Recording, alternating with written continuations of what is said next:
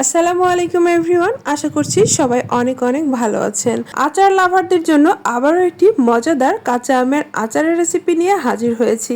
আজকে আমি খোসাসহ টক ঝাল মিষ্টি আমের আচার তৈরি করে দেখাবো। আর থাকবে না রোদে দেওয়ার কোনো রকম ঝামেলা, ফ্রিজের বাইরেই বছর জুড়ে ভালো থাকবে। আর এই নরম নরম জুসি জুসি কাঁচা আমের এই খোসাসহ আচারটা ভাত এবং খিচুড়ির সাথে অসম্ভব মজা লাগে খেতে। আশা করছি আচারের রেসিপিটা আপনাদের সবার কাছে ভালো লাগবে। চলুন তাহলে শুরু করা যাক। আজকের আচারটা তৈরির জন্য আমি আনুমানিক 1.5 কেজির উপরে আম নিয়েছি। আর এখানে খোসা এবং আটি সহ আমগুলোকে কেটে নিয়েছি। আর আম কাটার আগে ভালোভাবে ধুয়ে পানিটা মুছে শুকিয়ে নিয়েছিলাম। আর কাটার পরে কোনো ধরনের পানি স্পর্শ করা যাবে না। আর এই তো কেটে নেওয়ার পরে এখানে বেশ কিছুটা লবণ অর্থাৎ 1.5 টেবিল চামচের মতো লবণ দিয়ে মাখিয়ে রেখেছিলাম। প্রায় 2-3 ঘন্টা লবণ মাখিয়ে এইভাবে করে একটা ঝাঁকা বা স্ট্রেনারে রেখে দিবেন। এতে করে অতিরিক্ত পানিটা ঝরে যাবে। আর এই আচারটা লবণ দিয়ে মাখিয়ে রাখার কারণে দীর্ঘদিন পর্যন্ত স্থায়ী হবে বা ভালো থাকবে, নষ্ট হবে না। আর রোদে দেওয়ারও কোনো ঝামেলা থাকবে না। এখন এই পানিটা ফেলে দিয়ে চলুন সরাসরি আচারটা তৈরি করে ফেলি। চুলায় একটি প্যান বসিয়ে দিয়েছি আর এখানে 1 কাপ ভর্তি করে দিয়ে দিলাম সরিষার তেল। প্রথমে 1 কাপই দিচ্ছি, পরবর্তীতে আরও দেওয়া যাবে। 5 ফোড়ন দিয়ে দিচ্ছি 1.5 টেবিল চামচের মতো, এখানে আস্ত 5 ফোড়নটা দিচ্ছি। আর বেশ কিছু গোটা শুকনো মরিচটা এখানে ব্যবহার করছি। আপনার পছন্দ মতো এখানে শুকনো মরিচ অ্যাড করবেন, তবে মরিচগুলো ভেঙে দিইনি। আর এখানে 1 মুঠ ভর্তি করে রসুনের কোয়া দিয়েছি। চাইলে বড় রসুনের কোয়াও দিতে পারেন, তো আমি এখানে দেশি রসুনের কোয়া ব্যবহার করেছি প্রায় 1/2 কাপের মতো বা 1 মুঠ ভর্তি করে। তো এগুলো আমি একটু ভেজে নিব কয়েক সেকেন্ড, একদম লাল লাল করে ভাজবো না, কারণ পরবর্তীতে রান্নার সময় বেশি ভাজলে রসুনটা গলে যাবে। তো আমি চাচ্ছি যে রসুনের কোয়াগুলো আস্তই থাকুক। তো একটু ভেজে নেওয়ার পরে এই তো কেটে রাখা আমগুলোকে সরাসরি দিয়ে দিচ্ছি তেলের উপরে। তেলের মাঝে আমগুলোকে আমি কিছুক্ষণ একটু নেড়ে চেড়ে কষিয়ে বা ভেজে নিব, তারপরে পরবর্তীতে বাকি মশলাগুলো এখানে আস্তে আস্তে অ্যাড করব। তো একটু সময় নিয়ে ধৈর্য সহকারে মিডিয়াম আঁচে এই কাজটা করতে হবে। আর এই ফাঁকে দিয়ে দিচ্ছি এখানে 1 টেবিল চামচ আদা বাটা। রসুন বাটাটাও দেওয়া যেতে পারে, তবে আমি আবারও রসুন কুচি ব্যবহার করছি। রসুন এবং আদা আপনারা ভিনেগার দিয়ে বেটে নেবেন পানির পরিবর্তে। কোনো ধরনের পানি ইউজ করবেন না আচারে, যদি আচারটা ফ্রিজের বাইরে দীর্ঘদিন রেখে খেতে চান। তো আদা বাটা এবং রসুনটা দেওয়ার পরে আবারও একটু কষিয়ে নিব। আমও কষাতে থাকবো এবং মশলাগুলো সেই সাথে কষানো হয়ে যাবে। এখানে 1 চা চামচ উঁচু করে হলুদের গুঁড়া, 1 চা চামচ উঁচু করে দিয়ে দিলাম মরিচের গুঁড়া, ধনিয়া গুঁড়া এবং জিরা গুঁড়া, সবগুলোই প্রায় 1.5 চা চামচের মতো করে দিয়ে দিলাম। আর এখানে দিয়ে দিচ্ছি 1 কাপ পরিমাণ চিনি। মিষ্টিটা বুঝে পরবর্তীতে আরেকটু চিনি অ্যাড করেছিলাম। তো আপনারা আপনাদের আমের টক অনুযায়ী বুঝে শুনে টক ঝাল মিষ্টি এখানে অ্যাড করবেন। যেহেতু এটা টক ঝাল মিষ্টি খোসাসহ আমের আচার, তাই এখানে সব ধরনের তরকারির যে মশলাগুলো থাকে, ধনিয়া গুঁড়া, জিরা গুঁড়া, হলুদ, মরিচের গুঁড়া, সব কিছুই কিন্তু এখানে অ্যাড করতে হবে। তাহলে আচারের টেস্টটা অনেক গুণে বেড়ে যাবে।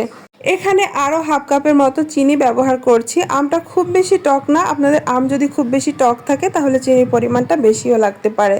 তো চিনিটা নেড়ে চেড়ে গলিয়ে নিতে হবে। আর এখানে আমি কোনো লবণ দিচ্ছি না আপাতত, যেহেতু প্রথমেই আমটা লবণ দিয়ে মাখিয়ে রেখেছিলাম অফ ক্যামেরায়, তাই আমি এখানে স্বাভাবিক লবণটা দিচ্ছি না। আর এখানে 1/4 কাপ দিয়ে দিচ্ছি হোয়াইট ভিনেগার বা সাদা সিরকা।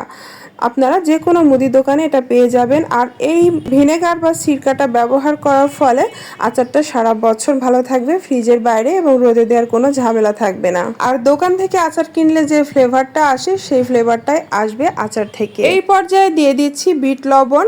আচারের যে টেস্ট সেটা পরিপূর্ণতা আনতে কিন্তু অবশ্যই বিট লবণটা ব্যবহার করবেন। এখানে 1 চা চামচ বিট লবণ ব্যবহার করছি। এর মাঝে আচারের মশলা অ্যাড করব, তো রেসিপিটা আপনাদেরকে ছোট্ট করে দেখিয়ে দিচ্ছি।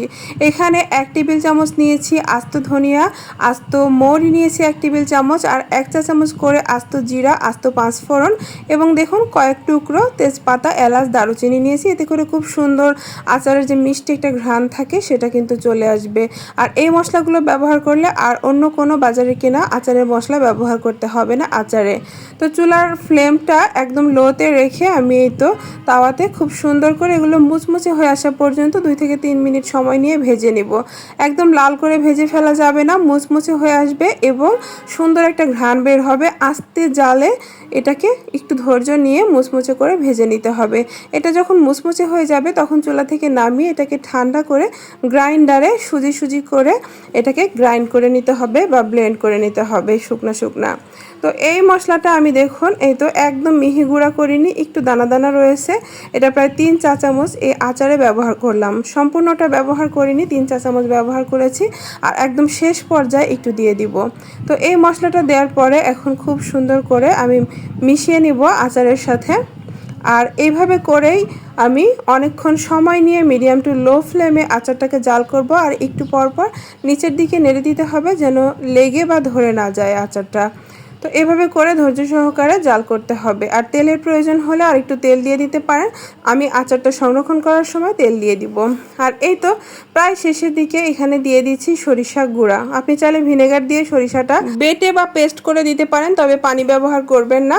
তো আমি সরিষাগুলো ধুয়ে একদম রোদে শুকিয়ে মুচমুচে করে তারপরে এমনিতেই গ্রাইন্ডারে এইভাবে করে গুঁড়া করে রেখে দিই, যে কোনো রেসিপিতে ব্যবহার করি। গুঁড়া করে নর্মাল ফ্রিজে রেখে দিবেন, সারা বছর খাওয়া যায়। আর সরিষাটা একটু পরে ব্যবহার করবেন, তাহলে এটার টেস্টটা ভালো থাকবে। প্রথম দিকে দিলে সরিষা কিন্তু তেতো হয়ে যেতে পারে কিছুটা। তো এই পর্যায়ে সরিষাটা দিয়ে আবারও নেড়েচেড়ে মিশিয়ে আমি এখানে 2-3 টুকরা তেজপাতা দিয়ে দিচ্ছি মিষ্টি একটা ঘ্রাণের জন্য। যদিও আচারের মশলায় তেজপাতা ব্যবহার করেছি, তারপরেও একটু দিয়ে দিলাম। এখন লো ফ্লেমে আরও বেশ কিছুক্ষণ একটু জাল করে নিব আর নিচের দিকে নেড়ে দিতে হবে। আর সবশেষে আচারের ওই যে গুঁড়া করা মশলাটা একটু ছড়িয়ে দিয়েছিলাম, দিয়ে এই তো আচারটা ঠান্ডা হয়ে গেছে, এখন পরিবেশন করে নিচ্ছি। খুব বেশি নাড়াচাড়া করবেন না, প্রত্যেকটা স্টেপ বা মশলাগুলো ফলো করবেন, তাহলে দেখবেন আচারটা খুবই টেস্টি হচ্ছে। আর দেখতেই পাচ্ছেন আমের টুকরোগুলো কিন্তু সুন্দরভাবে রয়েছে, একদম গলে যায়নি। আর আচারটা সংরক্ষণ করার সময় এক্সট্রা কিছু সরিষার তেল মিডিয়াম গরম করবেন, করে ঠান্ডা করে তারপর আচারের উপরে তেলটা দিয়ে দিবেন। আচারটা অবশ্যই তেলে ঢেকে রাখতে হবে, তাহলে ফ্রিজের বাইরে সারা বছর ভালো থাকবে। আচারের রেসিপি কেমন লেগেছে অবশ্যই কমেন্টস করে জানাবেন। যদি ভালো লেগে থাকে প্লিজ একটি লাইক দিয়ে চ্যানেল সাবস্ক্রাইব করবেন। ধন্যবাদ।